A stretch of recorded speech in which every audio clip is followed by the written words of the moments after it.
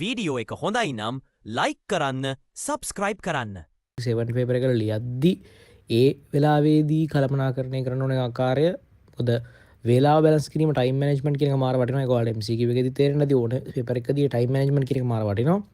එතකොට පළවෙනි වැදගත් කාරණා තමයි අපි වේලාව කළමනාකරණය කර ගැනීම ගැන කතා කරනවා. ඊට පස්සේ හරියට ප්‍රශ්න තෝරා ගැනීම ගැන කතා කරනවා. මොකද හරියට ප්‍රශ්න තෝරා ගැනීම කියන එක අර වගේම වැදගත් දෙයක්.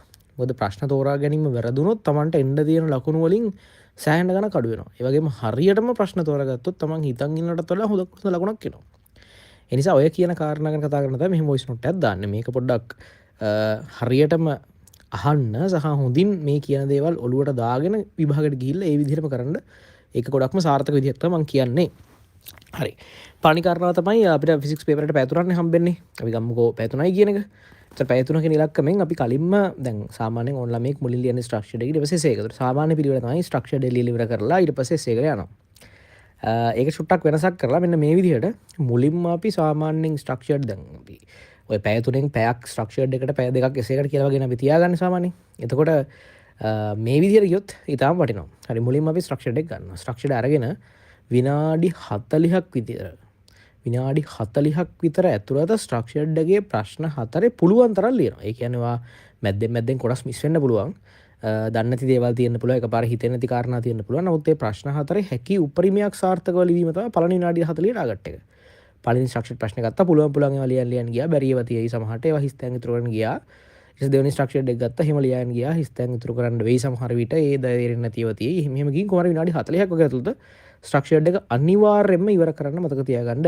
මොකද ගොඩක් ළමයි A level paper එකෙන් පස්සේ ඇවිල්ලා කියන කාරණාවක් තමයි ටයිම් මැනේජ්මන්ට් කරගන්න අවුල් වෙච්ච ළමයි මැනේජ් කරගන්න බැරි වෙච්ච ළමයි කියන කාරණාව තමයි ස්ට්‍රක්චර්ඩ් එකට පැයකමාරක් ගියාස. ඒ කියන්නේ මුලින් අරගෙන පැයකමාරක් විතරම ස්ට්‍රක්චර්ඩ් එක ලියලා හිටියා. ස්ට්‍රක්චර්ඩ් ලියලා ඉවරලා එසේ එකට මාරු වෙන්න බලද්දි පැයකමාරක් විතර ගිහිල්ලා කියලා කියනවා නෑ. ඒක හොඳටම හිතලා කරන්න ඕන වැඩක්. ඔයා මුල් විනාඩි 40 අරගෙන ඒ මුල් විනාඩි 40ේදී ඔයා පුළුවන් ඉක්මනින් අඩුපාඩු තිබ්බට කමන්නේ හිස්තැන් තිබ්බට කමන්නේ ස්ට්‍රක්චර්ඩ් 4 කම්ප්ලීට් කරන්න ඕනේ. කියන්නේ පළවෙනි එකේ පුළුවන් තරම්, දෙවෙනි එකේ පුළුවන් තරම්, තුන්වෙනි එකේ පුළුවන් තරම්, හතරවෙනි එකේ පුළුවන් තරම්. හරිද? එහෙම ඉවර කළා විනාඩි 40කින් ඔයාලට ටක් ගාලා පයින්නවා එසේ එකට. ඒතකොට ස්ට්‍රක්චර්ඩ් එකේ පොඩි අඩුපාඩු ටිකක් තියෙන එක හරි. එසේ එකට යනවා. එසේ එකට ගිහිල්ලා ඔයා සුදුසුම ප්‍රශ්න 4ක් තෝරගෙන ලියන්නයි ඕනේ. ඒතකොට සුදුසුම ප්‍රශ්න 4ක් තෝරා ගැනීම ගැන මම කියන්නම්. ප්‍රශ්න සාමාන්‍ය එරර් පේපර් එකේ ප්‍රශ්න සමහර ඒවා අමාරුයි, සමහර ඒවා ලේසි. ඒ කියන්නේ අර පැහැදිලිව මේ වෙනස පේනවා. සමහර ඒවා හරි ලේසි, සමහර ඒවා හරි අමාරුයි. ඒක හරියට මේ ලේසි අමාරු ප්‍රශ්න තෝරගන්න නම් ඔයාලා ප්‍රශ්නය දල වශයෙන් කියෝ ගන්න වෙනවා. ඒ කියන්නේ දැන් ඔය ප්‍රශ්නයක් තෝරගන්නවා කියලා ගත්තහම ඒ ප්‍රශ්නේ ඔයා හොඳට කියෝලා ඡේදෙ මොනවද තියෙන්නේ, රූපේ මොනවද තියෙන්නේ අවබෝධ කරගෙන ඊට පස්සේ රෝම ඉලක්කමට ප්‍රශ්න කියෝලා අවබෝධ කරගන්න ඕනේ නැහැ ප්‍රශ්නයක් කරනවද නැද්ද කියලා තීරණය කර ගැනීම සඳහා. ඔයා නිකන් උඩින් බලන් යනවා. ඔයාට වැඩියම සෙට් වෙන ප්‍රශ්න මොනවද? ඔයාට හුරු පුරුදු ප්‍රශ්න මොනවා හරි තියෙනවද? එහෙම නැති වෙන්න පුළුවන්. ඒ රූප ඡේද එකක්වත් හුරු පුරුදු නැති වෙන්න පුළුවන්. ගොඩක් වෙලාවට වෙන්න පුළුවන්. ඒක තමයි. නමුත් කියවුවහම සාමාන්‍යයෙන් මේක නිකන් කරන්න කියනවා වගේ දෙයක් ගැන පොඩි අදහසක් තියෙනවා. මේ වගේ දෙයක් කරගන්න බැරි වෙන එකක් නැහැ කියලා හිතන ප්‍රශ්න 4වා දල වශයෙන් තෝරගන්න ඕනේ මුලින්ම. තෝරගෙන ඒකෙනුත් දැන් මං කිව්ව නැවතත් මුළු ප්‍රශ්නෙම කියෝ ඉන්නේ නැහැ. ඡේද කියවලා ඒක තේරුම් අරගෙන ඊට පස්සේ රෝම ඉලක්කම් ඔක්කොම මොනවද කියලා හරියට බලන්න යන්නේ නැහැ. දල වශයෙන් රෆ්ලි බලනවා මොකදව තෝරගන්න පුළුවන් කියලා. ඊට පස්සේ ඒකෙන් ඔයාට ලේසිම ප්‍රශ්නේ ගන්නවා. ඉතාම ලේසිම ප්‍රශ්නේ ඔයාට හිතන විදිහට ඒ හතරෙන් ඔයාට ලැඩිපුරම ලකුණක් ගන්න පුළුවන් ප්‍රශ්නේ අරගෙන ඒක ඔයා මුලින්ම ලියන්න ඕනේ. මුලින්ම ලේසිම ප්‍රශ්නේ ලියලා ඒක ප්‍රලියාගෙන නැති සමහරට මැද රෝම ඉලක්කම් කීපයක් ලියන්න පුළුවන් වෙන්න පුළුවන් බැරි වෙන්න පුළුවන්. ඒක ප්‍රශ්නයක් නෑ. කොහොමද අපිට ලකුණු ඕනේ.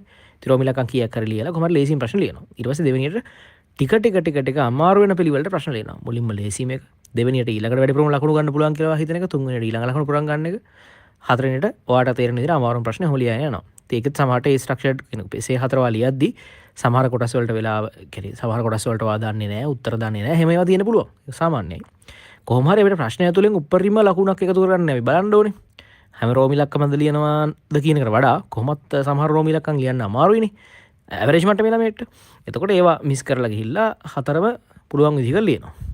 ඒතර ඔය 4ම පුළුවන් විදිහකට ලිවීම අපි සාමාන්‍යයෙන් පැය 1 විනාඩි 45ක් විතර වගේ වෙද්දි කරගන්න ඕනේ. ප්‍රශ්න 4ක් ලියන්න බලාපොරොත්තු වෙන අය ළමයට.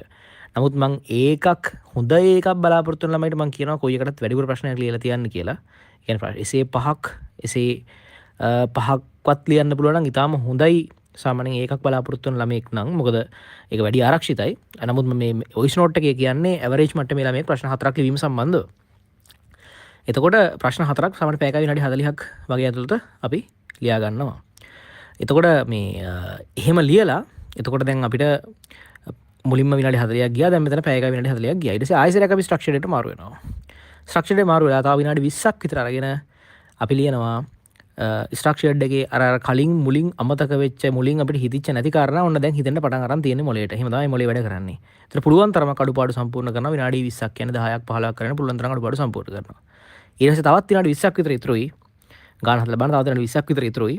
අන්න ඒ විනාඩි 20 දී ආයෙසරයක් එසේකට ගිහිල්ලා අර එසේකේ අඩුපාඩු තිබිච්ච තැන් ගන්න ඔයාලට පුළුවන්. ඒ අඩුපාඩු තිබිච්ච තැන් සම්පූර්ණ කරමින් පුළුවන් විදිහට එසේක තව ටික පර්ෆෙක්ට් කරගන්න උත්සාහ කරන්න. එහෙමත් නැත්නම් තවත් ප්‍රශ්නයකට තියන්නත් පුළුවන්. ඒ කියන්නේ ඊළඟ ප්‍රශ්නෙත් සාමාන්‍යයෙන් ඔයාලට ටිකක් කරලා ලියා ගන්න පුළුවන් නම් පස්වෙනි ප්‍රශ්න විදිහට ඒකත් මොකද වැඩිම ලකුණු තියෙන හතර තමයි ලකුණු දෙන්නේ. තව ප්‍රශ්නයක් තියන්න පුළුවන් නම් ඊටාම ආරක්ෂිතයි. මොකද එතකොට අපිට යම් ප්‍රශ්නයක සුළු කිරීමක් වැරදුනත් ඒකෙන් ලකුණු අඩු වුණත් ප්‍රශ්නයක් නැහැ. අපි තවත් ප්‍රශ්නයක් ලියලා තියෙන්නේ. එතකොට අපිට අර සිදුවෙච්ච වැරද්ද එතනින් කව වෙලා යනවා. හරිද? ඊට ඔය විදිහට තමයි ලියන්න ඕනේ. ඒතර ඇවරේජ් මට්ටමේ නම් මේක ගත්තොත් එහෙම මොකද්ද සරල ප්ලෑන් එක? කලින්ම විනාඩි 40ක් ගත්තා. ඒ විනාඩි 40න් ස්ට්‍රක්චර්ඩ් එක උඩින් ලියාගෙන ගියා. ඊට පස්සේ ඒකේකට පැන්නා. එසේක ප්‍රශ්න රෆ්ලි බැලුවා. ඡේද රූප ඒ එළියෙන් ඇඳුම් ඉන්නව ගැන එච්චර බය වෙන්න එපා. කොහොමත් ඔයා රෝම ඉලක්කමේ තියෙන එකනේ හදන්න ඕනේ. ඒතකොට සාමාන්‍යයෙන් ඔය රෝම ඉලක්කම් වල එකම ටිකක් එන්නේ. එකම දේවල් ටිකක් කරන්න එන්නේ. රූපේ ඡේදෙයි පට්ට වෙනස් කියලා වාට හිතුණත් ඔයා ජීවිතේට එහෙම ප්‍රශ්නයක් දැකලා නැහැ. ඒ වගේ රූප ඔයා දැකලා නැහැ. ඒ වගේ ඡේදවා දැකලා නැහැ කියලා හිතුණත් එහෙම දැකලා තියෙන්න ඕනේ නැහැ. දැකලා තිබ්බා කියලා එහෙම විශේෂයෙන් වාසියක් හෝ පාඩුවක් වෙන්නේ නැහැ. කොහොමත් ඒ රෝම ඉලක්කම් වලින් අහන දේවල් ටිකේ මොකක් හරි පාඩමක එකම දේවල් ටික තමයි තියෙන්නේ ඉතින්. ඒ නිසා ඒක කබල වෙන්න එපා. එහෙනම් අමුතු රූපයක් දීලා අමුතුම යෙදීමක් ජීවිතේට අහලා නැති අමුතු යෙදීමක් තිබ්බා කියලා. අමුතු රූපයක් තිබ්බා කියලා එහෙම තේරෙන්නේ නැති වෙන්නේ බැරි වෙන්නේ මොකුත් නැහැ. එකම දේවල් ටිකක් අහන්නේ එකම යෙදීමක් අහන්නේ. ඊට පස්සේ රූපෙට ඊට පස්සේ ඒ විදිහට ලේසින් ප්‍රශ්න හතර වාට හිතෙන විදිහට තෝරගත්තා. ඒක ලිව්වා. ආයි ස්ට්‍රක්චර්ඩ් එක පැන්නා. ස්ට්‍රක්චර්ඩ් එක කම්ප්ලීට් කරා. ආයි එසේකට පැන්නා. අන්තිමටම මේ එසේකේ අඩුපාඩු සම්පූර්ණ කරා. හො තව ප්‍රශ්නයක් ලියලා අන්තිමට ඉන්ඩෙක්ස් නම්බර්ස් ඔක්කොම දාලාද කියලා බලලා අන්තිම මොහොතේ කියන්නේ හිමීට පේපර් එක බාර දෙන්නයි තියෙන්නේ. හරිද?